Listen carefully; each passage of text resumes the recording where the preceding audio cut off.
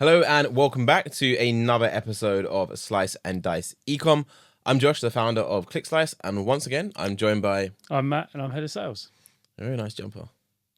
It's next. A bit more like pattern than my one. It's next. I'm playing next. Next is good. Next. Can't go wrong. No? Can't go wrong with next, right? Next, if you want to sponsor me, just like Six Silk, go for it. Yeah. That's like your intro, right? That is my intro. Sponsor me. If I can try and plug a sponsorship out of this somehow. Yeah, you can fund the whole podcast. Get some free clothing at the same time. Amazing. Cool. So in this episode, what I want to discuss is how brands can integrate SEO with other marketing channels they're actually running, because SEO isn't just a standalone thing you do. You just run SEO and that is it. And you run PPC with that person. You do it like you want to take more of an holistic approach and kind of connect all of your departments together. So we've got a lot of questions I want to go through, and I think it should give brands a really good insight into actually how they can approach this to grow the ecom brand and make it a bit more sustainable as well. Yep. So the first question I'll start off with is, how can SEO actually complement paid search to help an ecom brand grow? So effectively, one of the big things I say to people when I know they're doing paid ads is, can I get a copy of search term report so we can build a content strategy around it and what we know converts? The same we can do on SEO, whereas we can go after terms that you may not be thinking about on SEO, on PPC. We'll show conversions and then give you that keyword that you can then go after within your paid search. PPC and organic search complement each other so much. It's incredible. We always find like the search term report is like gold dust. It is gold dust. It tells you how many people are searching for what, and you see keywords that third-party tools just don't even come up with. Yep. And I think when we do our standard keyword research process, which is obviously quite thorough as it is, we cover a lot of keywords, a lot of subcategories, we go into a lot of detail. But there's always going to be terms that we don't think of or the tools don't pick up. No, but that's what we're relying general public to come up with, because people will have a different, what they call one term for a radiator, someone else could say a different term, and then it's understanding how those two can interact into making a sale. Yeah, it's like car, vehicle, dog, canine. People search differently for the same thing, right? Which makes jobs in SEO a little bit more difficult, but on the plus side, it means there's more opportunities. And there is, and what people search for is so different from anything that I would search for or you would search for. You know, to get in the mind of someone who, you know, could be, you know, an example could be an elderly lady who is looking for a certain product. She'll type something different to what we call it in, you know, people still call radio stereos. Yeah. You know, because there's that different time lapse. So I do think that there is opportunities. Search term reports are golden though. Yeah. And we do find as well, when we look at our clients' search term reports, is a lot of the keywords are getting more longer tail as well. Yeah. They are, I think people are trying to be more descriptive. Maybe that's the AI tools coming out as well. It's not abnormal to see something convert that's 5-6 keywords long. Oh, easily. Yeah. Something and 10. And actually build a page of content on that, whack that baby up, and then go from there. Like that's matching up search intent, right? Yeah. Insane. Okay, cool. So SEO and paid ads integrate very nicely. They're both on Google's platform, right? There's a lot of synergy in that. That makes sense. What about another channel such as email marketing? Like, how can brands use the SEO data from the campaign to support the email marketing growth? So I'm a huge fan of email marketing. Email marketing generally, in any organisation I've worked, has always been 20 to 30% of the brand's revenue. To give you an example, a way that you could do it within email marketing from a crossover from SEO, where you get the term coming from SEO, you then make sure that when there's a subscription or newsletter subscription, or, you know, get the offer, you then tag that against the keyword, put that into your email strategy, and then the content that they receive then matches back to that intent. Probably the market leader, especially in ecom, is a lot of people using is Klaviyo. Klaviyo is a fantastic email. Yeah, it's easily the best. You know, MailChimp used to be the best, and then Klaviyo came out a couple of years ago, smashed it.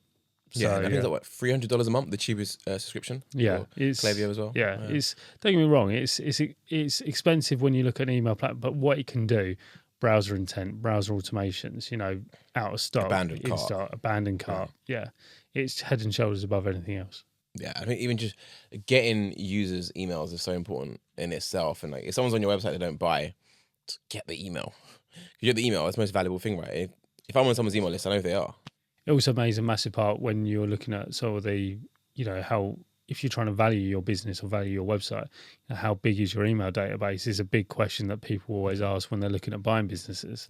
Like me. As you know. Yeah, I asked the guy. So for those who haven't watched the previous episodes, is I'm in the process of acquiring a brand, and I asked the same thing. Show me your email list. 16,000 subscribers. It's quite a good number. Decent for that But niche. what I also care about even more is how many of those are active. Yeah. How many of them are purchasing? What's the CTRs? What's the click-through rates? Like, what is going on? I look at that, and it's really interesting because this brand, the bulk of the traffic comes organic, and then it comes from paid social. But the bulk of the revenue comes from email. So they're actually getting people on their website, but they're not converting. They're just getting emails and then funneling it through the email marketing campaign. So yeah, it's crazy because without the SEO, they wouldn't have the traffic to build the email list to make the money in the long term. So it's crazy how all this stuff integrates. It all integrates. It all entwines. Yeah. So that's great, and that makes sense, right? But what about other strategies like influencer marketing? You know, there's a lot of platforms on the rise, like TikTok. Instagram has been really crazy recently in terms of influencers making a lot of money and, you know, making a big impact on brands. But how can brands align their SEO strategy with an influencer to increase revenue? So I actually would look at this as slightly differently. So I used to do some of the biggest deals that I've ever done has been where I've taken a term. I did it for an insurance company down in Kent in Whitstable, Faversham, and they deal in B2B insurance. Mainly motor insurance. And they dropped out the ranking. I then was looking for other people who had overtaken them. So then I then found some websites which overtook them, contacted them, and then done a partnership, and it's earned millions and millions and millions. And influencers are now doing them more. So you'll find a lot of influencers which are then talking about products, trying to line, you know, they're now shown in the SERP listing. So speak to those influencers about, you know, advertising your product. And through social signals and through many other signals that now the search engines look at, it's a worthwhile exercise. Yeah, no, agreed. We actually spoke about this on a previous episode with Mara, who runs up our social media content, as also you know at the agency. Yeah, and she touched exactly the same thing. You know, influencers is not just about finding the largest influencer out there. You want to find someone that's actually in your niche, that has experience. And often it's not about the follower account or how many subscribers they have. It's about how engaged are the audience. Because we've seen brands that run crazy influencer campaigns, and wow, that's got 5 million followers. Your post's gonna go blow up. You're gonna go out of stock of your products, and they run a campaign like, it's like 2 likes, 10 sales. Like that was absolute flop. And then you get this other influencer who has maybe 6,000 followers, really, really niche down. Our community is crazy. Everyone's commenting, liking, reposting. Same post goes live, boom, hundreds of sales in the first hour. So I think, making sure it all aligns is so important. Yep. So another platform, right, which is actually the second largest search engine in the world. YouTube, which is also owned by Alphabet, who also own Google. Yep. Again, another monopoly, right? So people think Google's dying. It's really, really not. They actually just dominate the market. How can brands leverage video marketing to support their SEO? It's interesting because there's been times where I've done video SEO, where by doing live video, sometimes that can get to the top of search engine rankings. The ultimate thing is if you look at YouTube as a whole, it's an information section. And when people I know brands who have grown their whole business off of YouTube. And I think YouTube is a fantastic platform to go after search terms in both SEO from a SERP listing on the search engines, but also quantify that by then embedding the video on the SERP page. So then you got that going back and forth. And it's another signal. So it's another signal to the search engine to show, yes, you're worth looking at. Yeah, agreed. What I like for video content as well is, I'm not so big on the brand awareness. Like I said to you, it's just, we want to make money. Like brand awareness for the larger companies like Nike, Adidas, Coca-Cola, right? They're the ones that have the budgets for that, right? To make a big impact anyway. Yeah. But I think when you publish a video on YouTube, and maybe like one like this, people are watching, right? ClickSlice, Slice and Dice, they're looking at who the hell we are. When they watch the video, if they want to learn more about us, what do? They go to Google and they type in ClickSlice. And that's our branded search term. We now get that click. And that sends lots of branded signals to Google that, hey, this agency is actually real. They've got a lot of searches for their brand name. Or people may go to our website, we may get more leads. And it's more, again, an holistic approach to marketing. People don't just go on Google to consume content. They go on YouTube, they go on TikTok. So the more platforms you're investing in and spending time, you want to intertwine those, and it's all going to support your overall business, right? Oh, 100%. 100%. So video aside now, right? Like, what strategies can e-commerce businesses use to ensure consistency across SEO and PPC? So we touched on it earlier, new search term reports, but like, how can they make sure they're really supporting each other in terms of overall performance and keyword targeting? I think ultimately you have to look at the cross-platform reporting analytics and then decide which you should put more effort into the other side. Making sure you're using your search reports to go from one to the other, making sure that on the videos you're then using tools such as Vimeo or such as vidIQ, vidIQ, to then get those signals, to then look at how people are searching and making sure you've got the same message across all three platforms in that case. And then you have Klaviyo bringing up the rear to then hoover everyone up and grow your email list. So would you recommend brands should run maybe a Google Ads campaign targeting the collection on the website selling men's t-shirts, right? Yeah. And target the same keyword, men's t-shirts, for organically? Should you target the same keywords in both, or should you spread yourself? Spread it a little bit to get a bit more variety. And also, generally, you don't want to go after men's t-shirts, as an example, men's t-shirts in paid, because it's too generic. I would niche down in paid, go generic in organic, and then do informational via video. That's how I would do it. Good. That's what we do ourselves. Great results. So what about like integrating SEO with other components that ecom brands have? Because it's not just about video email marketing. A lot of ecom brands have loyalty programs, buy 4 t-shirts, get the 5th one 50% off. Like, how can brands again use SEO to support the overall promotion of the loyalty programs? Because that's where they make a lot of money in the long term. I do think you have to look at sort of bundles. Look at search keywords that are around bundles, look at search intent around bundles, and then build out based on that.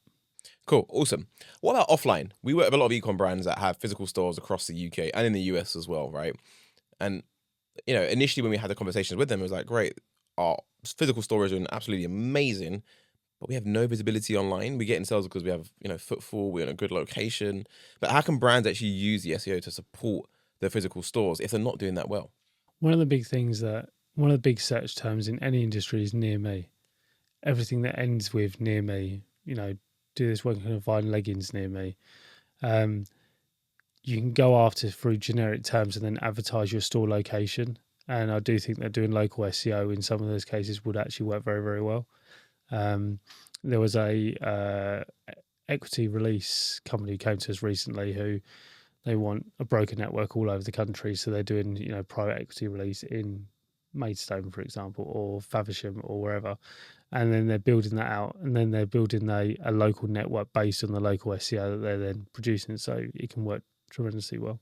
So a lot of brands we work with and a lot of brands we speak with actually on a weekly basis sell on Amazon, Etsy, eBay, not in the high street, the big marketplaces out there. So what challenges do these brands typically have when they're trying to align the SEO with the SEO strategies on marketplaces? Because it's not the same algorithm, right? No. To rank number 1 on Google is different to rank number 1 on Amazon. Yeah, it is very, very different. And to be honest, you can't really cross that over.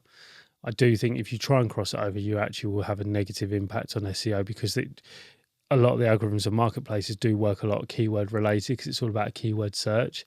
If you did the same on SEO and you literally plastered it all over with the same content, it would just seem this keyword stuff in. Yeah. So I do think it is very, very different. It doesn't work right now. No. I think Amazon's algorithm changes quite a bit. I think their biggest ranking factor now is the frequency of purchases. So not like where you rank. If you rank number 6 and you get sales and Amazon sees this is converting well, the more it converts, the more money Amazon makes, so it ranks it higher. And we actually did SEO, if you remember, for I won't name them, for an Amazon marketing agency. They especially more in the PPC, but again, the only really time you want to get a different SEO person if it's a different platform. Yeah. If it's Google, again, Google to SEO. If it's YouTube, it's kind of owned by Google, so you can similarly you probably use your SEO agency here or there. But when you're going to like Etsy, eBay, we don't be going to a generic SEO agency to help you rank. And I'd also argue that you don't want to focus too much about ranking on those platforms anyway, because you don't own the asset. No, you don't own it. And if they change their commission structure, if they increase it by 5%, 10%, it can crucify. Did you see what happened a few years ago to Amazon affiliates, where everyone made their affiliate websites, ranking number 1 for best lawnmowers. You then send your traffic to Amazon, you get your commission, which used to be about 8%, and Amazon just turned around and said, the commission for this sector, for outdoor lawnmowers, whatever, has gone down to 3%. It's like, oh, by the way, it's effective immediately. Oh, what? You don't like it? Where else you want to send the traffic to? Yeah. Your whole business is built on that platform. So don't be, investing heavily in one platform, because my background is obviously from eBay dropshipping, and I had a lot of bad experiences, and that's when I realized I need to own my asset. I don't want Amazon or eBay telling me this is changing because Yeah. it's a very weak foundation. Yep, agreed. So lastly, let's round this off and take more of a holistic approach now. So we touched on email marketing, paid ads, YouTube, and some other strategies as well. But what would your takeaway be for all the brands listening in terms of how they can use SEO to support the overall digital marketing strategy for their brand? So ultimately within SEO, you can start finding those nuggets that you can then put into your PPC strategy. It also, your messaging also changes as well. And then by doing that and understanding how people react in via organic search, you can then tailor that to the rest of the channels, and cross network is so beneficial. Oh, awesome. Well said. Well, short, concise. We don't stuff these podcasts with any fluff, just straight to the point, tons of value. Hope you enjoyed that. Again, any questions you want us to cover in upcoming ones, please let us know in the comments below. Send us a DM, message, whatever, like, comment, subscribe. What else do you normally say? What else do the kids do? Share it online, go live? I don't know. Hit that bell button, isn't it? Yeah, hit that bell button. Is it there? I don't know. Hit that bell button. I see quite a bit. I think someone said actually. Yeah, clearly you're still getting into this. Hit that bell button. But no, thanks for watching, and we look forward to seeing you in the next one. See you later, guys.